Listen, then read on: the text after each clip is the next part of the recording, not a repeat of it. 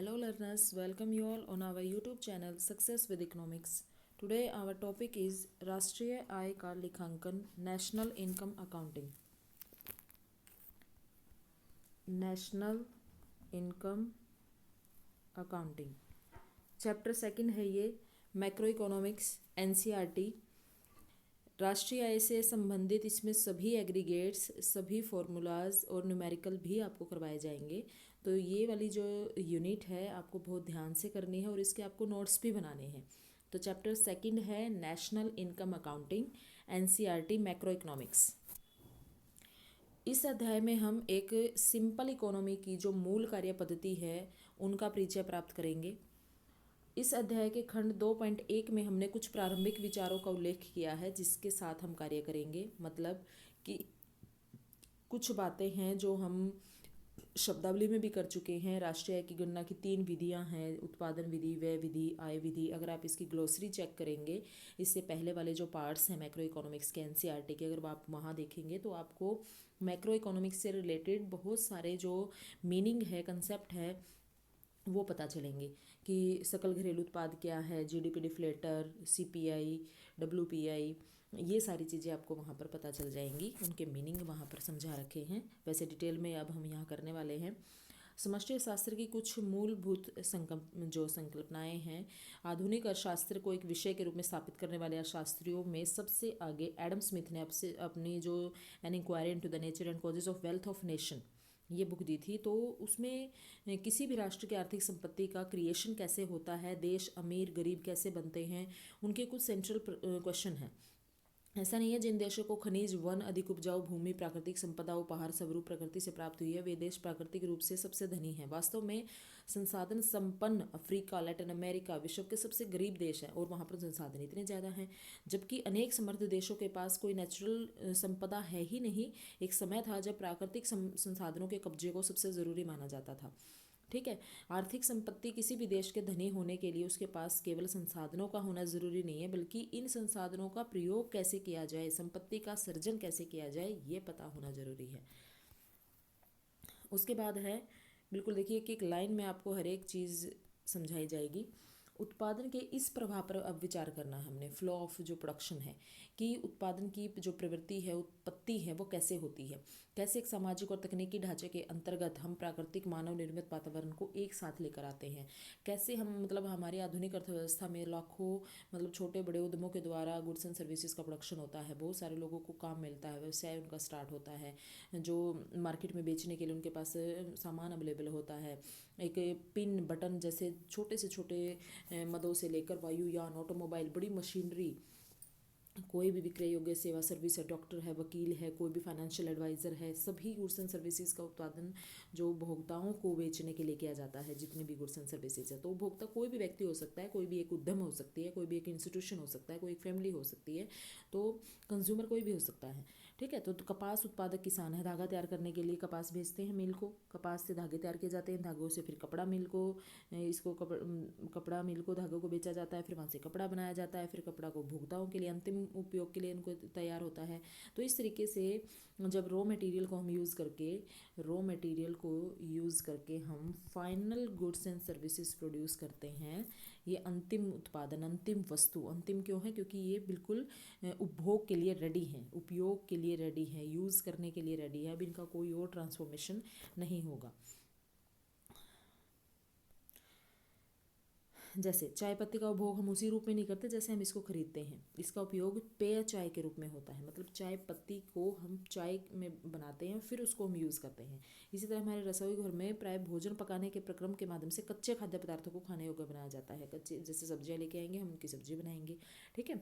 तो घर में भोजन पकाने का कार्य ये कोई आर्थिक कार्यकलाप नहीं है, कोई इकोनॉमिक एक्टिविटी नहीं है. इसमें उत्पादन के रूप में परिवर्तन होता है. घर में बनाया गया भोजन बाजार में नहीं बेचा जाता.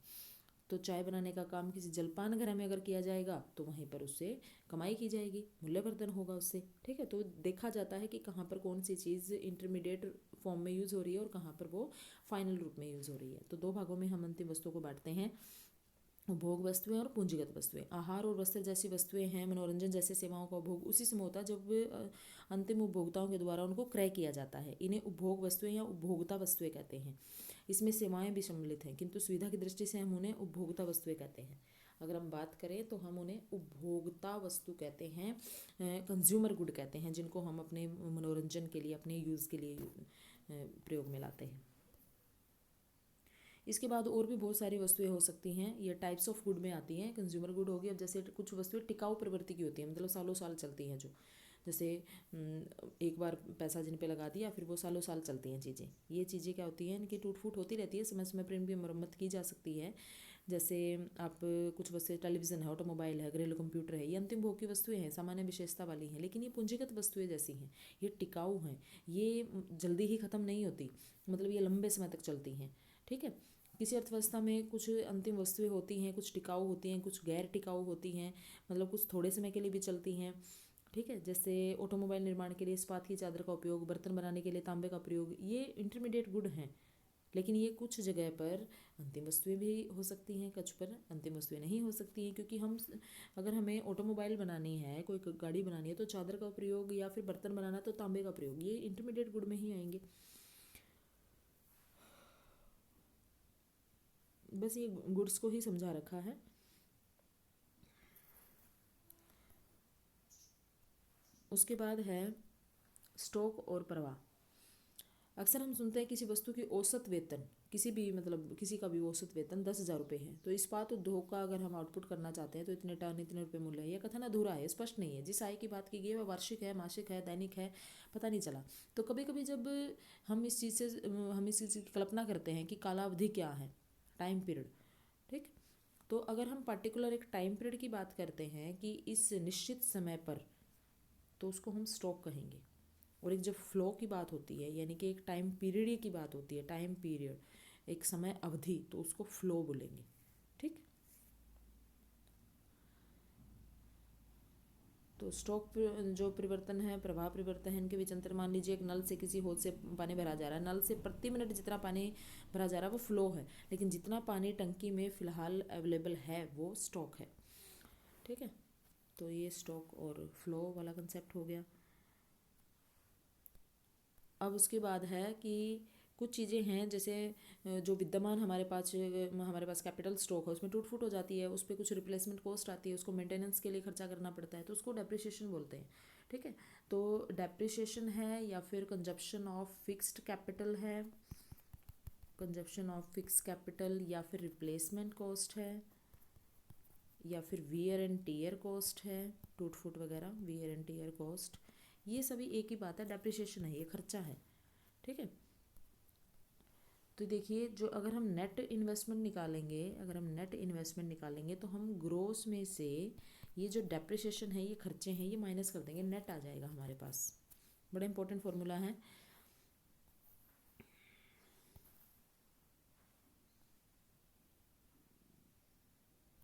अब ये बताया गया है कि पूंजीगत वस्तुएं जितनी ज़्यादा जो इम्पोर्टेंट होंगी वस्तु के उत्पादन के लिए, श्रमिक की क्षमता बढ़ेगी। अब बुनकर है, कोई एक साड़ी बनाने में महीनों लगा देता है, ठीक है, लेकिन आधुनिक मशीनों के द्वारा एक दिन में हज़ारों साड़ियाँ तैयार हो जाती हैं। तो पिरामिड, ताजमहल ऐसे ऐतिहासिक स्मारक है जिनको दशकों लग गए बनाने में, कुछ ही वर्षों में आजकल इमारतें ऐसी बना दी जाती हैं। तो पूंजीगत वस्तु के अधिक उत्पादन वाले नए प्रकार के जो कारण हैं उपभोक्ता वस्तु के अधिक उत्पादन में, जितनी ज़्यादा हम कैपिटल स्टॉक को, जितनी ज़्यादा कैपिटल गुड को यूज़ करेंगे, उतना ही ज़्यादा आजकल प्रोडक्शन ज़्यादा हो रहा है। ठीक है, तो ये कहा गया है कि चर्चा में हम दूसरे वर्तुल प्रवाह को भी हम ले सकते हैं। वर्तुल प्रवाह मतलब सर्कुलर फ्लो ऑफ इनकम को लेते हैं। ठीक है, आय की प्राप्ति, जैसे श्रमिक हैं, मजदूरी, लाभ, स्वामी।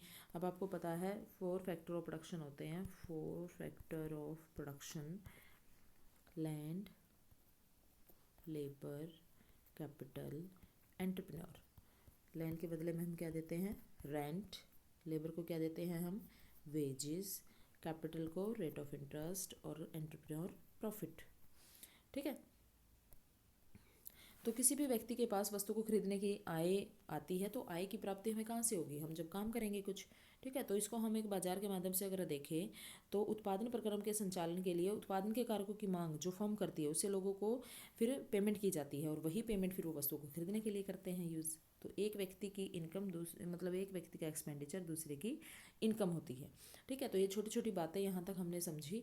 अब हम नेक्स्ट जो पार्ट आएगा हमारा, उसमें हम circular flow of income and national income accounting की जो मेथड हैं वो देखेंगे। ये देखिए सर्कुलर फ्लो ऑफ इनकम, फिर इसकी जो मेथड हैं, प्रोडक्ट मेथड हो गया, या फिर ये देखिए एक्सपेंडिचर मेथड है, इनकम मेथड है,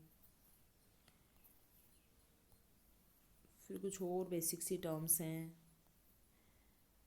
फिर जीडीपी और ये इनके सब के फॉर्मूलाज, ये सारे फार्मूलाज आपको करवाए जाएंगे।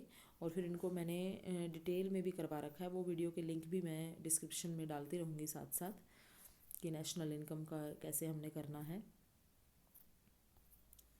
ठीक है, और ये जो है, ये जो कुछ मूल धारणाएं हैं ये मैंने आपको ग्लोसरी में करवा रखी हैं, ये वाली, तो आप ये वहाँ से ग्लोसरी तब तक आप कंप्लीट कर लो जब तक ये पार्ट होता है। ठीक है, नेक्स्ट पार्ट में हम इसको दो तीन पार्ट में हम ये वाला जो चैप्टर है तीनों मेथड को विद फॉर्मूलाज वगैरह मैं आपको कंप्लीट करा दूँगी। ओके, आई होप आपको ये वीडियो अच्छी लगी। Please like and share this video. Please subscribe our channel success with economics. Thank you very much.